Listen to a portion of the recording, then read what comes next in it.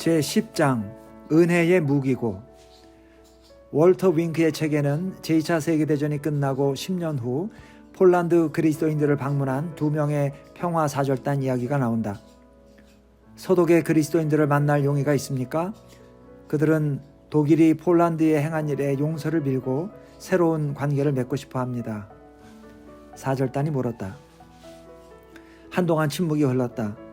그러다 폴란드인 한 명이 입을 열었다. 당신들의 요구는 불가능한 것입니다. 바르샤바의 돌 하나하나가 모두 폴란드인의 피로 젖어 있습니다. 우리는 용서할 수 없습니다. 모임이 파하기 전 이들은 함께 주기도문을 외웠다. 우리가 우리에게 죄 지은 자를 사하여 준 것 같이 우리 죄를 사하여 주옵시고 라는 대목에 이르자 전원이 기도를 멈췄다. 방 안에 긴장감이 감돌았다. 조금 전에 그렇게 힘주어 말하던 폴란드인이 말했다. 당신들의 요구를 수락해야겠습니다. 용서하지 않는다면 나는 더 이상 주기도문으로 기도도 못하고 그리스도인으로 자처할 수도 없습니다. 인간적으로는 할 수 없는 일이지만 하나님이 힘을 주실 것입니다. 그로부터 18개월 후 폴란드 그리스도인들과 서독 그리스도인들은 비엔나에서 만나 교제의 악수를 나누었고 그 우호 관계는 지금까지 계속되고 있다. 최근에 나온 죄의 삭을 보면 전쟁을 저지른 죄에 대한 독일과 일본의 접근 차이가 잘 나타나 있다. 폴란드인들에게 사과한 앞의 예처럼 독일인 생존자들은 전쟁 중에 저지른 범죄의 책임을 인정하는 경향이 있다. 한 예로 1970년 바르샤바를 방문한 베를린 시장 빌리 브란트는 바르샤바 유대인 강제 거주 내 희생자들을 위한 기념관 앞에서 무릎을 꿇었다. 빌리 브란트는 말했다. 이 몸짓은 사전에 계획된 것이 아니다. 독일 근대사의 기억에 늘 마음이 무거웠던 터라 흔히 말로 못다 할 때 취하는 행동을 나도 한 것뿐이다. 반대로 일본은 자기들이 전쟁 중에 행한 일에 대해 지금까지 전혀 잘못을 인정하려 들지 않았다. 히로히토 천황은 일본의 항복을 발표할 때도 전세가 일본에 유리하지는 않은 쪽으로 전개되고 있다는 전형적인 축소 표현을 썼으며 전후의 발언도 다 치밀한 계산에 따른 것이었다. 일본 정부는 진주만사 때 50주년 기념식 참석도 거절했다. 미국의 초청이 사과를 조건으로 한 것이기 때문이다. 어떤 장관은 전쟁은 전 세계 모두의 책임이다 라고 주장했다. 사실 일본은 1995년에 가서야 자국의 행동에 대해 사과라는 말을 처음 사용했다. 오늘날 독일 학생들은 유대인 대학살과 기타 나치 범죄들을 자세히 배운다. 반면 일본 학생들은 자기 나라의 원자폭탄이 투하된 것은 배우지만 남경 대학살, 포로에 대한 잔인한 대우, 미국인 포로 생체 해부, 일본군 군수물자로 징집된 외국인 위안부 등에 대해서는 배우지 않는다. 그 결과 중국, 한국, 필리핀 같은 국가에서는 아직도 원한이 쓰러지지 않고 있다. 1990년 온 세계는 국제정치 무대에 펼쳐진 한 편의 용서의 드라마를 보았다. 동독 최초로 자유선거를 거쳐 국회가 탄생하자 의원들이 정권을 인수하려고 모였다. 공산권은 하루가 다르게 변하고 있고 서독은 급진적 통일단계를 제의하고 있는 데다 새 국회는 풀어야 할 중대한 문제 앞에 놓여 있었다. 그런데도 국회는 최초의 공식 행위로서 정치 용어가 아니라 신앙 용어로 작성된 다음과 같은 별난 성명을 표결에 붙이기로 했다. 우리 동독 최초의 자유선거로 뽑힌 국회의원들은 유대인 남자들, 여자들, 아동들에 대한 모욕과 추방과 살해에 대해 이 나라 국민을 대신하여 책임을 인정하는 바이다. 우리는 비통함과 수치심으로 독일 역사의 이 무거운 짐을 인정한다. 국가 사회주의 시기에 세계의 많은 민족이 헤아릴 수 없는 고통을 당했다. 우리는 전 세계 유대인들에게 용서를 구한다. 동독의 공식적 대이스라엘 정책의 위선과 적이 그리고 1945년 이후에도 우리나라에서 여전히 행해진 유대인 시민을 향한 핍박과 모욕에 대해 이스라엘 국민에게 용서를 구한다. 동독 국회는 이 성명을 만장일치로 통과시켰다. 의원들은 자리에서 일어나 오랫동안 우레 같은 박수를 보낸 뒤 대학살 때 죽은 유대인을 기리며 잠시 묵념의 시간을 가졌다. 국회의 이런 행동이 어떤 변화를 가져왔을까? 살해된 유대인이 되살아난 것도 아니고 나치의 극악무도한 행위가 없어진 것도 아니다. 맞다. 그러나 그것은 반세기 가까이 독일인들을 숨막히게 해온 죄책의 중압을 덜어주었다. 소독은 그 이전에 이미 공식적으로 잘못을 회개한 바 있다. 뿐만 아니라 소독은 배상금으로 유대인에게 600억 불을 지불했다. 독일과 이스라엘 사이에 관계가 존재한다는 것 자체가 국가 간 용서에 더할 나위 없이 좋은 본보기다. 국제정치에서도 은혜는 고유의 힘을 간직하고 있다. 한때 공산주의 치하에 있던 국가들에서 최근 공적인 용서의 드라마가 펼쳐진 일이 또 있다. 아직 철의 장막이 건재하고 계엄령 기간 중이었던 1983년에 교황 요한 바오로 2세는 폴란드를 방문해서 거대한 5개의 미사를 집전했다. 교구별로 질서 있게 늘어선 구름 같은 인파가 포니아톱스키 다리로 행진해 운동장 쪽으로 세차게 나아갔다. 다리 바로 앞에서 길은 공산당 중앙당사 앞을 정면으로 통과하게 돼 있었다. 건물을 지나는 동안 행진하는 무리는 몇 시간이고 계속 한 목소리로 우리는 당신들을 용서한다. 우리는 당신들을 용서한다고 제창했다. 그 중에는 가슴속 깊이 진심으로 구호를 외친 사람도 있고 너희들은 아무것도 아니다. 미워할 것조차 없다는 식으로 거의 경멸조로 외친 사람도 있다. 몇 년 후 설교를 통해 폴란드의 경종을 울려봤던 35세의 신부 제르지 포펠루스코가 두 눈이 뽑히고 손톱이 뜯긴 채 비스툴라 강에 떠 있는 것이 발견되었다.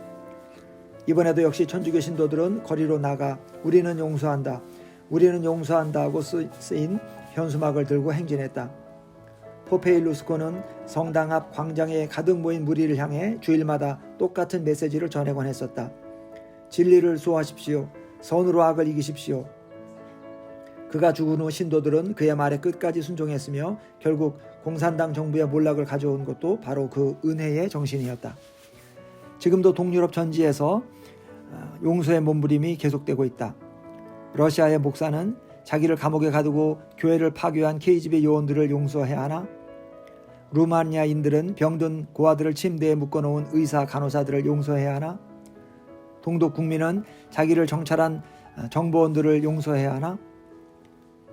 인권운동가 베라 울렌버거는 자기를 배반하고 비밀 경찰에 넘겨주어 추방당하게 한 사람이 바로 남편이었음을 알았을 때 화장실로 달려가서 토했다. 후에 베라는 내가 맛본 지옥을 아무도 겪지 않게 바란다고 말했다. 폴 틸리는 용서를 과거를 잊기 위해 과거를 기억하는 것이라고 정의했다. 이는 개인뿐 아니라 국가에도 적용되는 원리다. 용서는 결코 쉽지 않고 때로는 여러 세대가 지나야 이루어질 수도 있지만 용서 말고 무엇이 사람을 과거사의 노예로 묶어두는 사슬을 끊어줄 수 있겠는가? 나는 1991년 10월 소련에서 목격한 광경을 영영 잊지 못할 것이다. 귀국 직후 출간된 한 소책자에 이미 소개된 이야기지만 충분히 반복할 가치가 있다.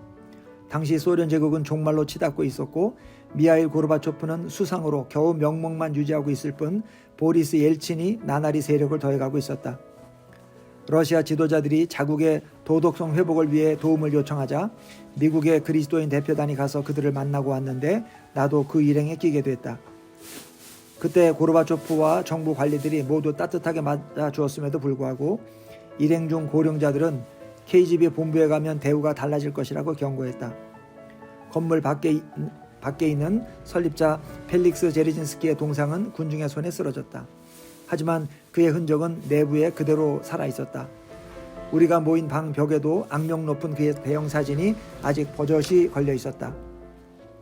나무판을 댄 강당 출입구 양옆에는 차렷 자세를 한 요원들이 영화에서 본 것처럼 딱딱하고 무표정한 얼굴로 서 있었고 그 안에서 KGB 부국장 니콜라이 스톨야로프 장군이 우리 대표단에게 자신을 소개했다. 우리는 정신을 바짝 차렸다. 오늘 밤 여기서 여러분을 만난 것은 어느 황당한 소설가도 생각해낼 수 없는 구성의 반전입니다. 스톨야로프 장군은 그렇게 운을 뗐다. 과연 맞는 말이었다. 이어 그는 이런 말로 우리를 깜짝 놀라게 했다. 우리 소련인들이 새삼 깨닫는 것은 그동안 우리가 그리스도인들을 받아들이는데 너무 소홀했다는 것입니다. 하지만 국민이 신앙으로 돌아오지 않고는, 즉 진정한 회개가 없이는 정치 문제도 풀 수 없습니다. 이것이 제가 져야 할 십자가입니다. 과학적 무신론을 공부해보면 종교가 국민을 분열시킨다는 개념이 있습니다. 그러나 지금 우리는 반대 현상을 보고 있습니다. 하나님을 사랑하는 것만이 나라를 하나 되게 합니다. 머리가 어지러웠다. 십자가를 진다는 표현은 도대체 어디서 배웠을까? 그리고 회개라는 말은 또 어디서 배웠을까? 통역자가 제대로 옮긴 것일까? 피터와 아니타 데이네카 부부를 슬끗 보았다.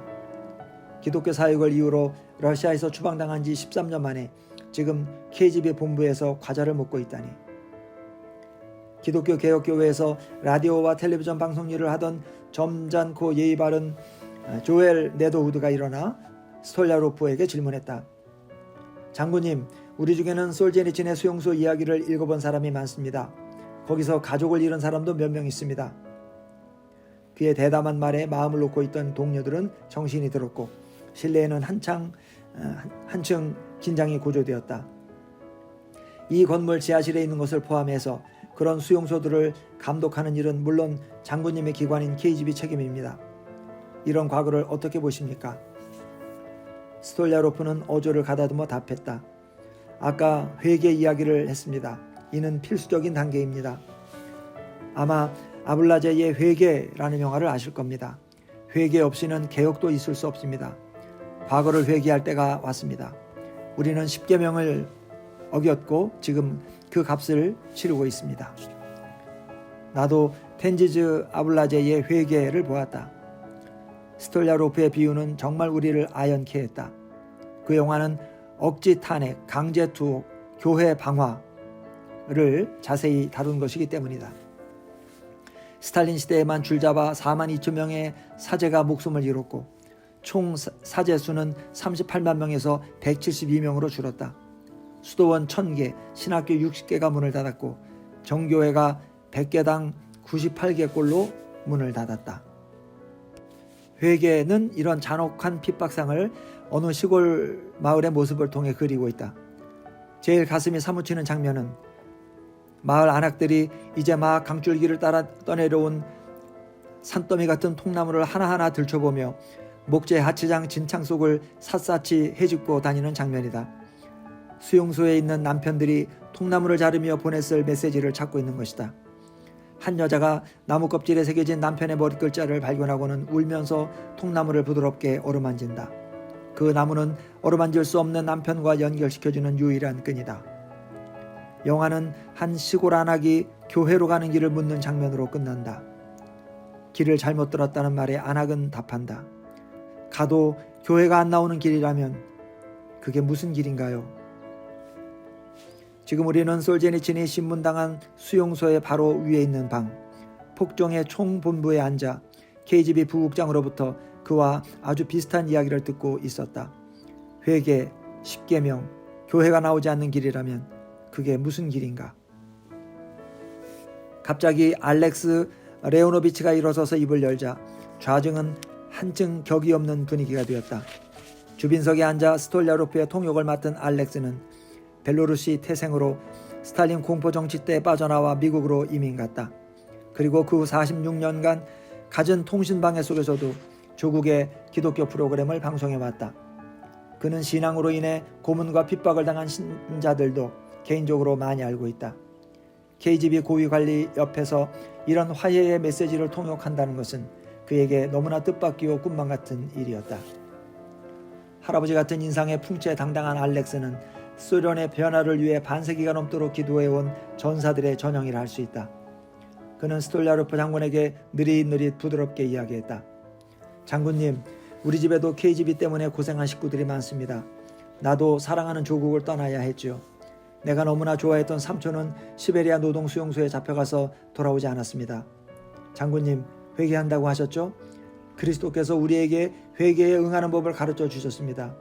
우리 가족을 대신하고 수용소에서 죽은 우리 삼촌을 대신해서 제가 장군님을 용서합니다. 기독교 전도자 알렉스 레오노비치가 KGB 부국장 니콜라이 스톨야로프 장군에게 다가가서 러시아식으로 힘차게 끌어안았다. 포옹 중에 스톨야로프가 알렉스에게 뭐라고 귀한 말을 했는데 우리는 나중에 가서야 그 내용을 알았다. 저는 평생 딱 2번 울었습니다. 한 번은 어머니 돌아가셨을 때이고 다른 한 번은 오늘 밤입니다. 모세가 된 기분이요. 그날 밤 돌아오는 버스 안에서 알렉스가 말했다. 나도 약속의 땅을 보았소. 영광을 맞을 준비가 되었어. 우리와 동행했던 러시아인 사진사는 그다지 낙관적이지 않았다. 그는 말했다. 다 연극입니다. 당신들 보라고 가면을 쓴 거예요. 믿을 수 없습니다. 그러나 그 역시 마음이 흔들려서 얼마 후에 사과하며 말했다. 제가 틀렸을 수도 있습니다. 이젠 뭘 믿어야 될지 모르겠군요. 앞으로 수십 년 혹은 수세기 동안 구소련은 용서의 문제에 직면할 것이다.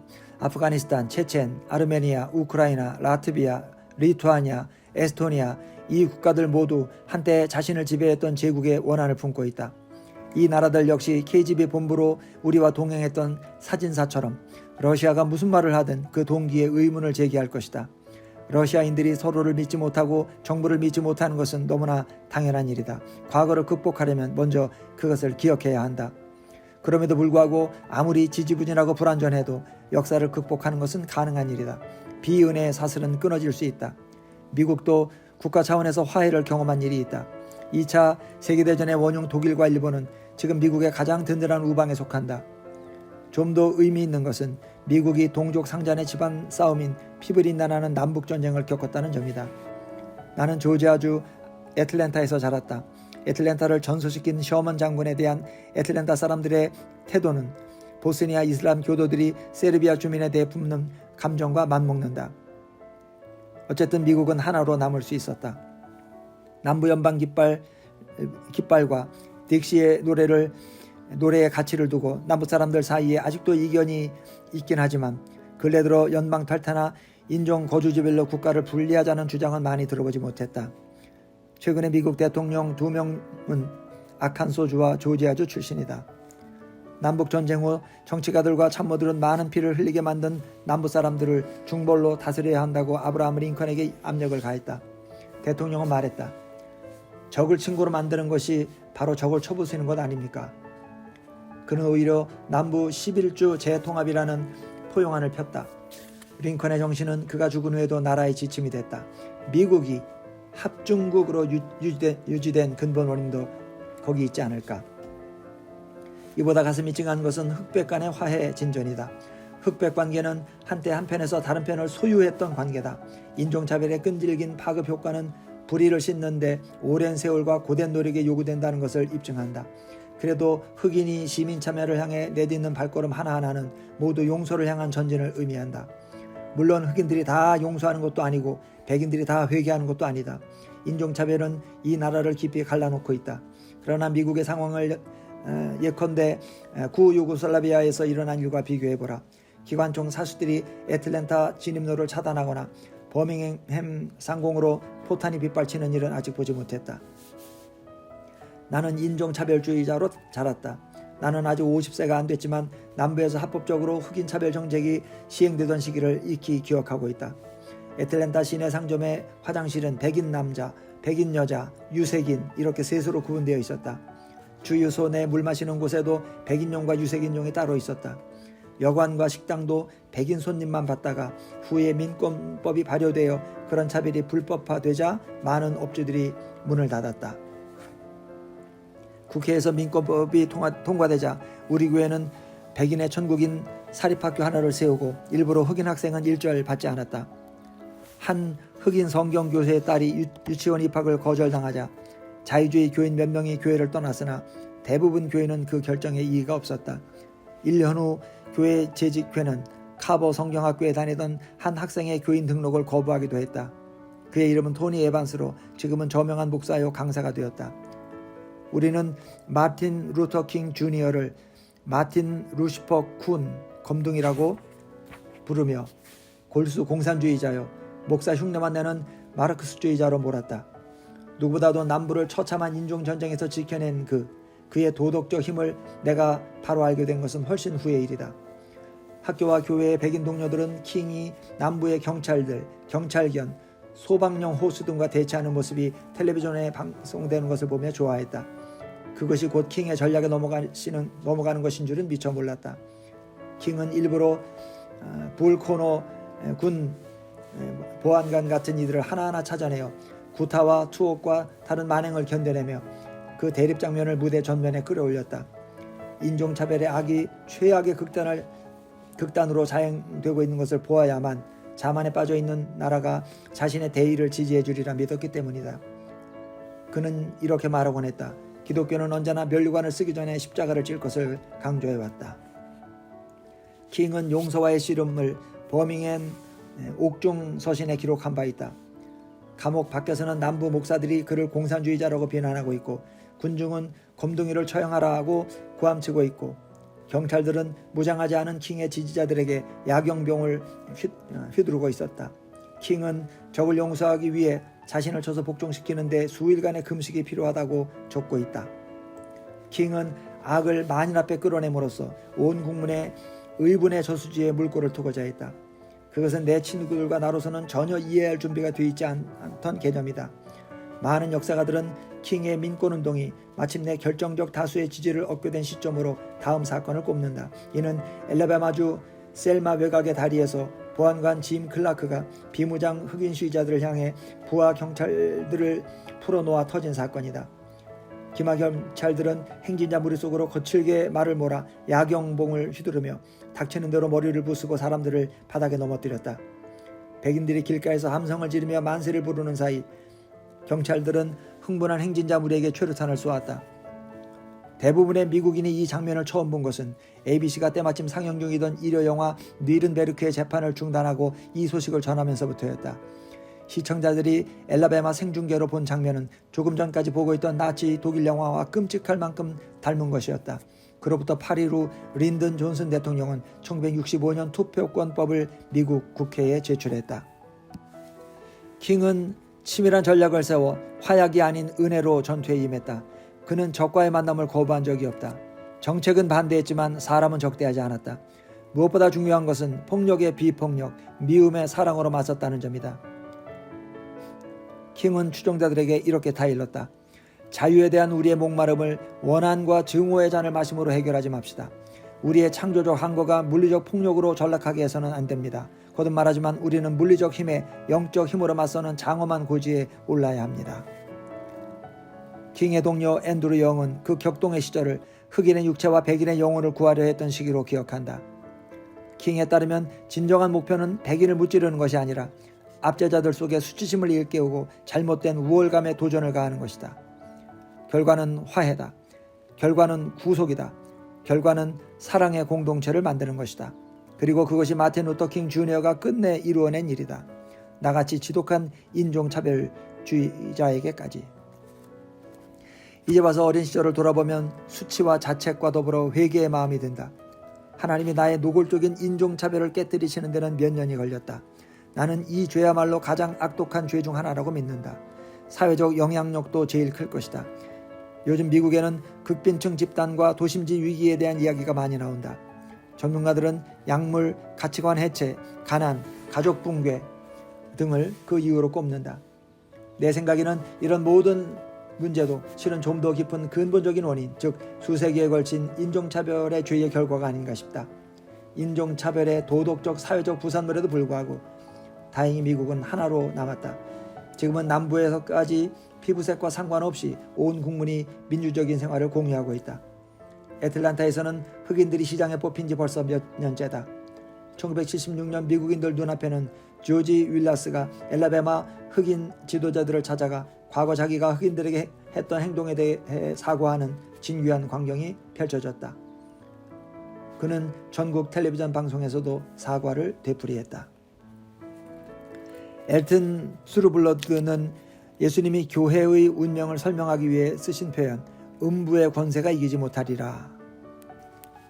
이 방어가 아닌 음부의 권세가 이기지 못하리라는 말이 방어가 아닌 공경을 뜻한 것이라 말한 바 있다. 그리스도인들은 그 성문을 습격할 것이고 이길 것이다. 역사의 어느 한 시점에 교회의 모습을 어떻게 보든 간에 악의 권세를 지키는 성문은 은혜의 공격을 견뎌내지 못할 것이다.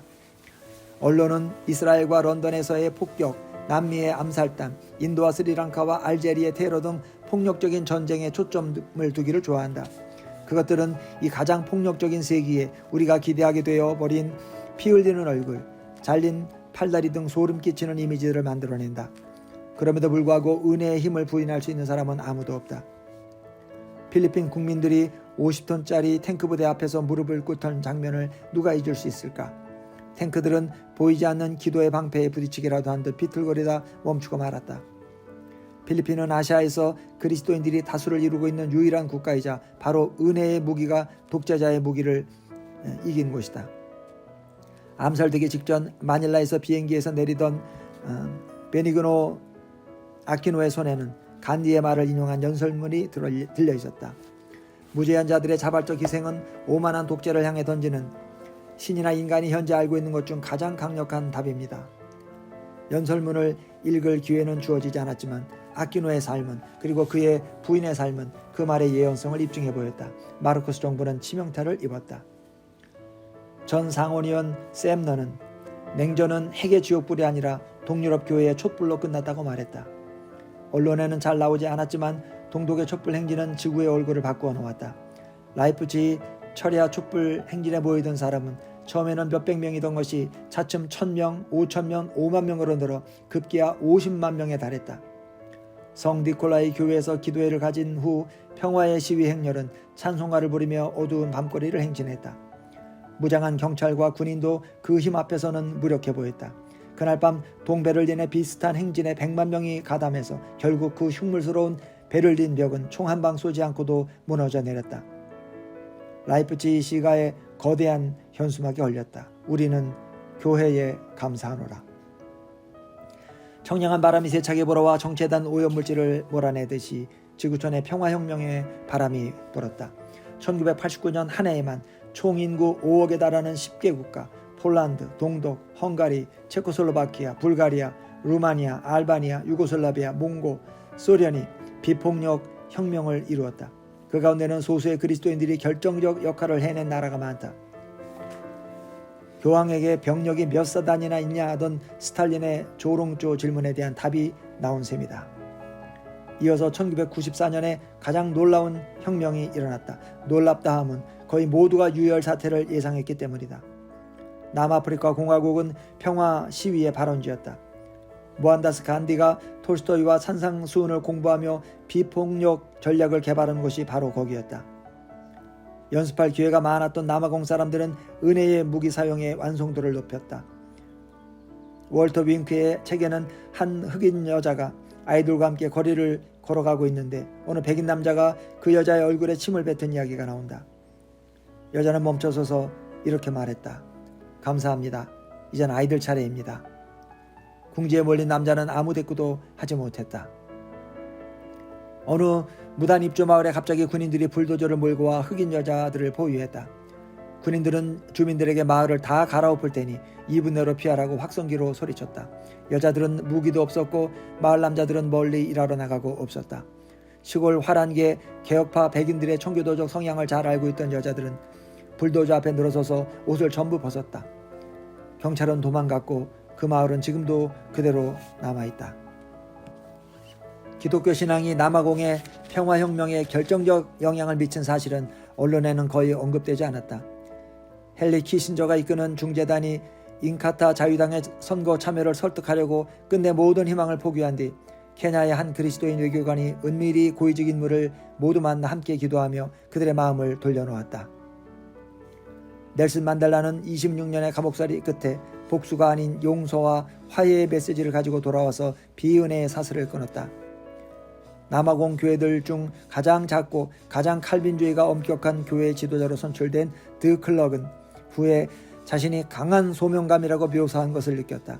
그는 자기 교인들에게 동족한테 버림받을 줄 알지만 그럼에도 불구하고 하나님이 자신을 남아공 온 국민의 구원을 위해 부르셨다고 말한다. 흑인 지도자들은 드 클럭이 과거의 인종차별에 대해 사과해야 한다는 입장이었다. 드 클럭은 망설였다. 차별 정책을 시작한 이들 중에 자기 아버지도 있었기 때문이다. 그러나 데스몬드 투투 주교는 남아공의 화해 과정은 반드시 용서로 시작돼야 한다고 믿었고 그에 대해 추호도 양보하지 않았다. 투투에 따르면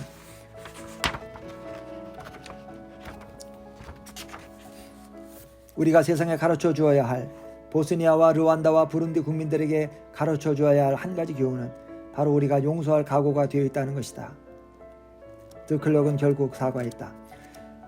드디어 정치적 힘을 찾은 다수민족 흑인 그들은 지금 용서 문제를 공식 논의 중이다.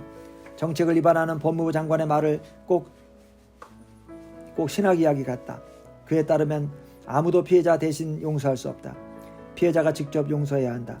또 아무도 완전한 진상규명 없이 용서할 수 없다. 어떤 일이 있었고 누가 무슨 일을 했는지 먼저 밝혀야 한다.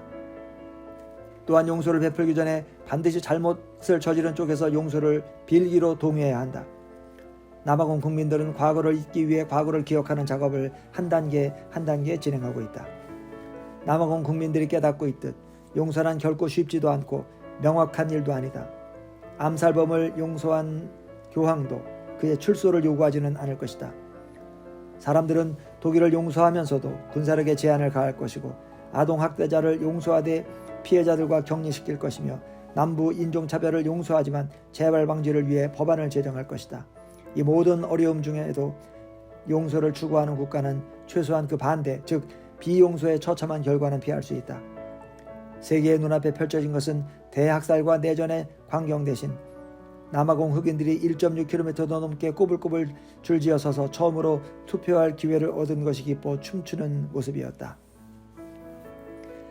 용서는 인간의 본성에 어긋나는 것이기에 어려운 기술 훈련과 함께 교육과 훈련이 필요하다. 마틴 루터 킹 주니어는 말했다. 용서란 간헐적 행위가 아니라 영구적 태도다. 그리스도인들이 세상에 줄 선물로 은혜와 용서의 문화를 가꾸는 것보다 더 위대한 것이 있을까? 일례로 베네딕트 회에는 감동적인 용서와 화해의 예배가 있다. 지도자는 성경 말씀을 전한 뒤 각 사람에게 용서가 필요한 일을 떠올리게 한다. 이어 예배자들은 물이 가득 든 커다란 수정 그릇에 과울을 움켜쥔 손을 담근다. 그리고 용서의 은혜를 구하며 잘못을 놓아보내는 상징으로 천천히 손을 편다. 브루스 디마레스트라는 참석자는 직접 몸으로 이런 의식을 시행하는 것이 그냥 용서한다고 말만 하는 것보다 더 큰 변화의 힘이 있다고 말했다. 남아공의 또는 미국의 흑인과 백인이 하나의 용서의 그릇에 반복하여 손을 담근다면 어떤 영향을 미칠까? 로렌스 벤더 포스트는 전시에 자바섬 일본 포로 수용소에서 겪은 고초를 죄수와 폭탄이라는 책으로 표현했다. 그 현실 같지 않은 곳에서 그가 내린 결론은 이렇다. 미래의 유일한 희망은 과거에 우리의 적이었던 자들을 너그러이 용서하는 태도에 있다. 수용소 경험을 통해 배운 바는 용서가 단지 종교적 감상이 아니라 중력의 법칙만큼이나 인간 영혼의 근본적인 법칙이라는 점이다. 중력의 법칙을 무시하면 무릎이 깨지는 것처럼 용서의 법칙을 어기면 영혼의 치명상을 입고 다시 한번 인과의 사슬, 그토록 오랜 세월 고생하고 나서 힘들여 벗어난 그 사슬에 묶인 죄수무리의 일원이 되고 만다.